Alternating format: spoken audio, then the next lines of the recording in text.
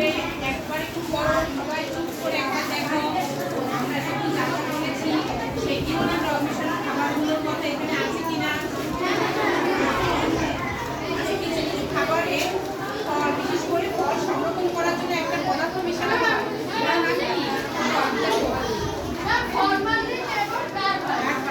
আচ্ছা বলো মাহি, ফরমালিনটা কার্বাইড কেন ব্যবহার করা হয়? আজ বলবো এবার তাহলে আমরা এই প্রশ্নটা উত্তর দেওয়ার জন্য স্বাস্থ্যসম্মত তিনটা খাবারের নাম আর নয় এমন তিনটা খাবারের নাম